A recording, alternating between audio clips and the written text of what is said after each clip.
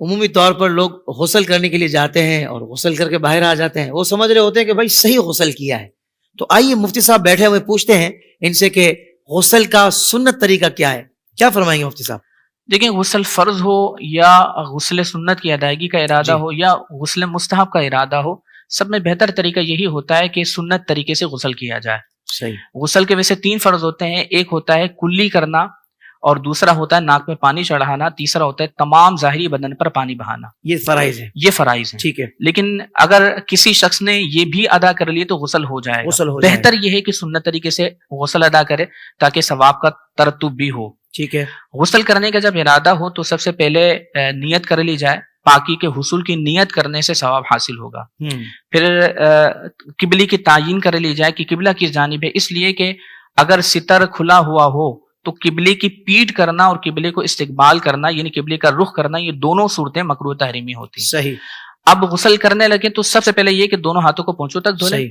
اس کے بعد پھر استنجے کے مقام کو دھو لیں، اگلا پچھلا مقام دھو لیں. اس کے بعد پھر جسم پر کہیں ناپاکی لگی ہو تو اسے زائل کر لیں. اس کے بعد پھر جس طریقے سے نماز میں ہم وضو کرتے ہیں بالکل وہی طریقہ اس میں غسل کے اندر بھی ہوتا ہے. جو نماز والا وضو ہے وہی وضو غسل میں سنت ہوتا ہے. صحیح. تو جو نماز والا وضو ہے اسی طریقے سے وضو کر لیں. یہ فقہ نے فرمایا کہ پاؤں نہ دھوئیں، لیکن یہ اس زمانے کے اعتبار سے فقہ نے فرمایا تھا کہ اس زمانے میں چونکہ نالیاں نہیں ہوا کرتی تھی تو غسل کرنے کے بعد پانی سارا جمع ہو جاتا تھا.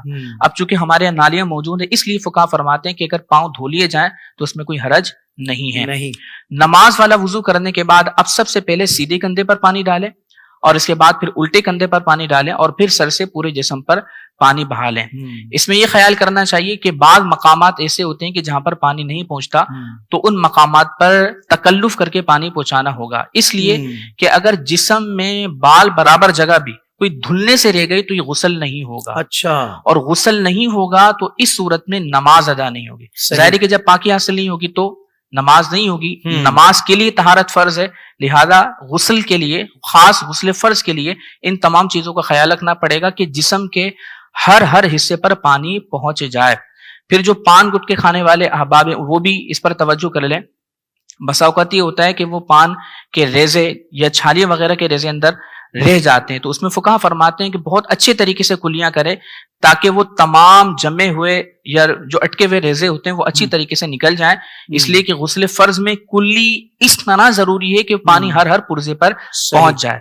اسی طریقے سے جسم پر پانی بہانے میں خیال کرنا چاہیے کہ جہاں پانی نہیں پہنچتا وہاں خیال کر کے پانی پہنچایا جائے. سردیوں میں زیادہ خیال کرنا چاہیے کہ جسم پر بسا اوقات خشکی ہوتی ہے تو پانی نہیں پہنچ پاتا، تو خشکی والے مقام پر پانی پہنچانے کا اہتمام ہو. اسی طریقے سے بغل ہے ان پر پانی پہنچانے کا اہتمام کیا جائے، یا وہ اعضاء کی جب مل جاتے ہیں تو پھر ان میں پانی نہیں پہنچ پاتا تو ان میں تکلف کر کے خیال کر کے ان پر پانی پہنچانا لازم ہوگا.